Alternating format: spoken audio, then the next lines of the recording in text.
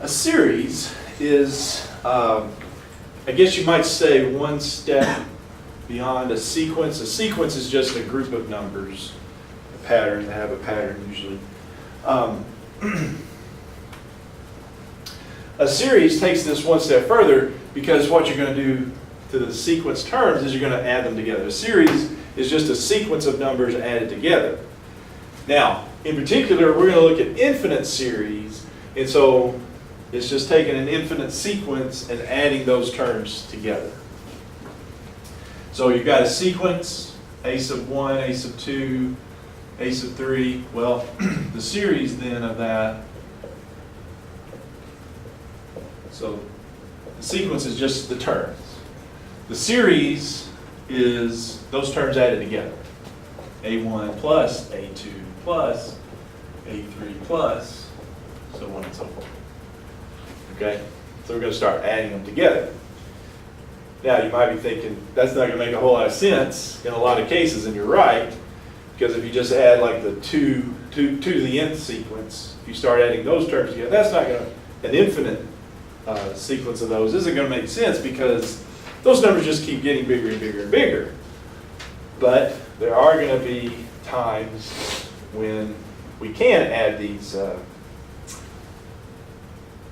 infinite series together and get a number that actually converges to a number. So we're going to talk about that as we go. But just first of all, here's some notation, kind of an introduction to this. All right. Now, a nice way of condensing this is to use the summation symbol. Summation, since it is a sum, we can use the summation symbol, so sum of the a sub n's. Now, in most cases, all right, so if we do it this way, then we start at n equals 1, and we're talking infinite series, so it goes 1 to infinity. And so that's a nice, short, sweet way of writing that, right? So we'll do that sometimes. And so, just to kind of write out, so what would this series be if I wrote it out term by term?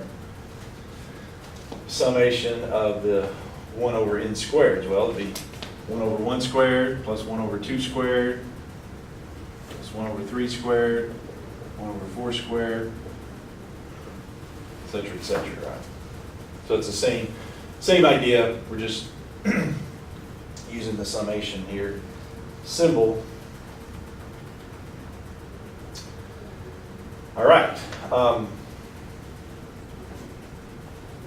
Now, like I said, we'll talk about, well, does that actually have a value? Can we get a value for that? And the answer to some of those is yes. Of course, like I said, the answer sometimes is no, because this one fairly obviously is a no. That one doesn't make much sense because we go n equals 1 to infinity, 1 plus 2 plus 3. Yeah, if we just start adding up the integers, counting numbers, or whatever you want to call them, that term, that's just going to grow infinitely large. So that obviously does not exist. But this one, we'll talk about. See, how do we know? What about something like that? One way that we could, maybe not a whole lot, but one way you can look at, well, what does this summation go to, is to look at what are known as the partial series, some of the partial series, partial sums.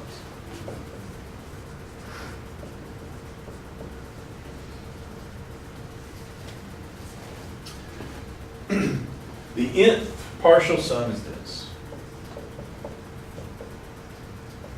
The nth partial sum of a series is just the sum of the first n terms.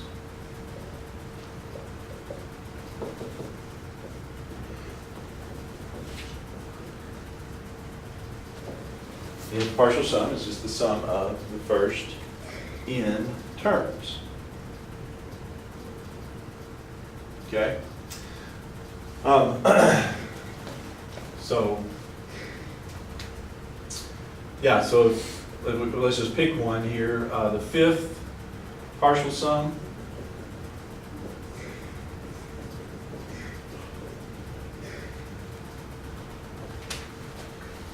Sum of the first 5 terms, or sum of the first 5 terms, I guess is the best way to put it. And this is denoted with an S and then a subscript 5. And so to write it out, the fifth partial sum, talking about, I guess I should say, so I'm talking about this infinite series here, the fifth partial sum of that infinite series right there, S5 we would call it, it's just the first 5 terms. So it'd be A1 plus A2 plus A3, A4, 5. So instead of going out to infinity, you just cut it off at whatever partial sum you want. Okay? And just a little notation. If you want to know just in general S of n, you could just do this. So it's the sum of the first n terms. So instead of writing A1, A2, you can shorten it, condense it down to this, and use a different index than n. So call it I equals 1 to n, A sub I. So that just a little notation, just change. If you want the nth partial sum of A sub n, just use a different index and run I equals 1. Anyway. Okay. All right, so like I said, one maybe we could say use of this partial sums is to look at, to see if something, perhaps, the infinite series converges. And you can start by looking at the partial sums. So let's do that. All right, so let's write out the first 5 partial sums.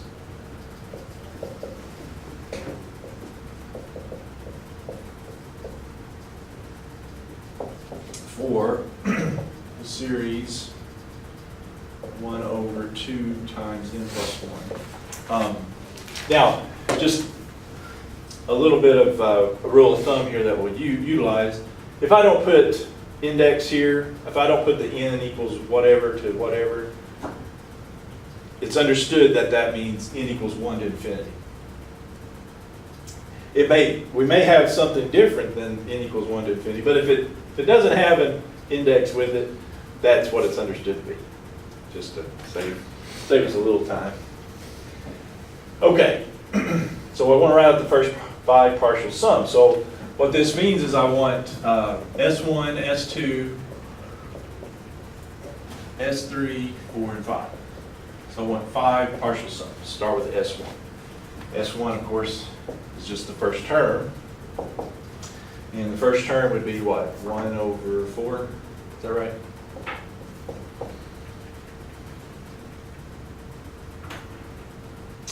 Yeah, okay. S2, well, S2 is the sum of the first 2 terms, so S2 would be 1/4 plus then the second term, n equals 2, that would be 1/6. And so that partial sum, if I add those 2 together, is that 5/12?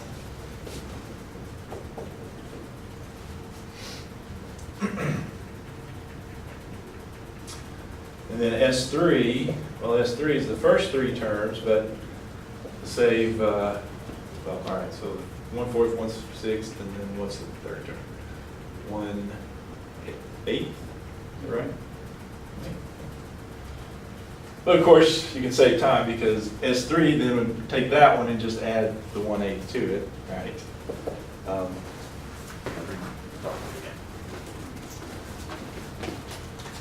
Go in here, so it's 5/12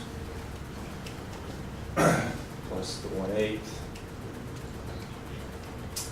0.54166, let's see, that is 13/24.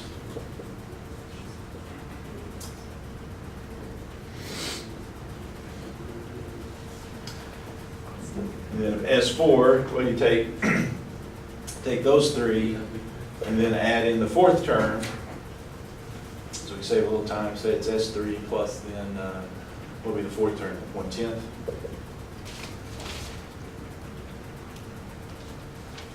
Okay, so that's 77 over 120. And then S5, and I would take S4 and add to that the fifth term, which would be 1/12, I believe. And that would be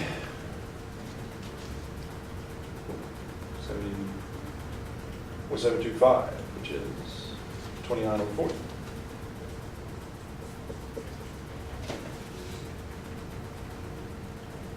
Okay. So anyway, you get the idea.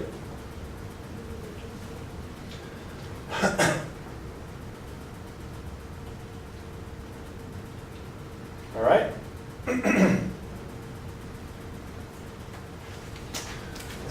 Let's change that. So it's 0.275. 6416. 224 was 54, yeah. 12. That's 4.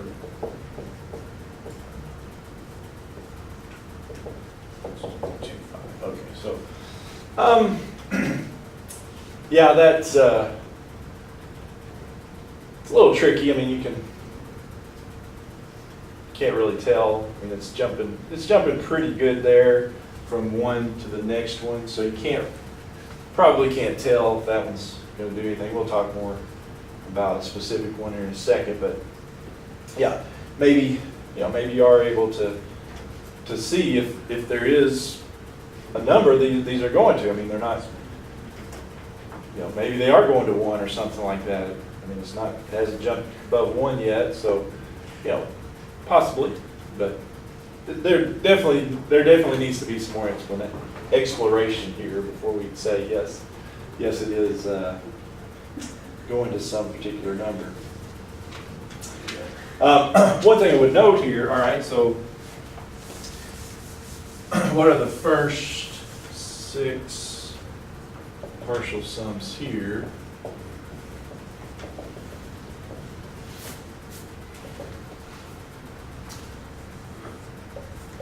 N equals 2 to infinity, 1 over n minus 1. Yeah, like we said, if there's no index showing, it starts at 1, but here, this one starts, it doesn't have to start at 1. It can start at another number, and for obvious reason, this one has to start at a different number, because what would happen if I did n equals 1? It'd be undefined, so sometimes those adjustments are made there, so just be aware sometimes. Now what that means is, so S1 here, what would S1 be? Well, S1 would be plug in n equals 2, okay? And so that's why we don't say up to n equals 6, because in this case, I'm going to have to go beyond n equals 6, because I'm starting at n equals 2. You see what I'm saying? So S1 would be 1 over 2 minus 1, so that would be just 1. S2 then would be that term plus then with n equals 3. So 1 plus a half, just 3 halves. Then S3, we go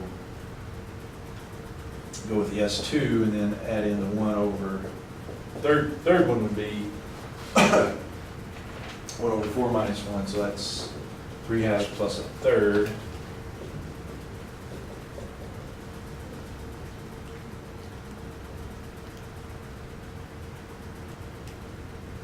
Oops. 11/6 or 1.833. Then S4, we take the S3 plus 1 over 5 minus 1, so it would be 1/4.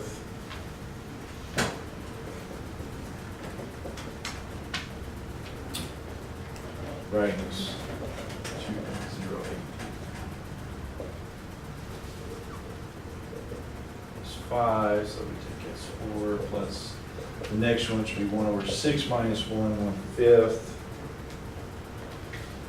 2283. Oh, we need the decimal down. This one's 137/60, but it's 2.2833. Repeating, and then S6 would be the S5 plus 1/7. So, yeah, the last term finishes up with n equals 7. It's because I started with n equals 2, so. But it's still 6 partial sums. Still want 6 of them, even though last one's a 7. N equals 7 term. 2.45.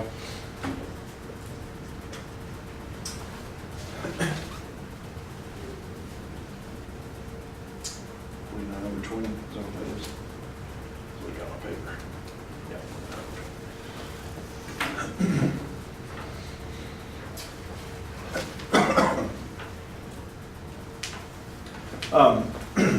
Yeah, so like I was saying, if you can tell then, I mean, you probably have to do more than 5 or 6 of these to actually get a good, if you're doing it this way. You know, the actual sum, you can say, you know, if S is the sum of the a sub n series, that infinite series, then one way you can say S is the limit as n goes to infinity of the S of n. So if you can figure out, so what this would mean is you'd have to figure out, well, is there some way I can get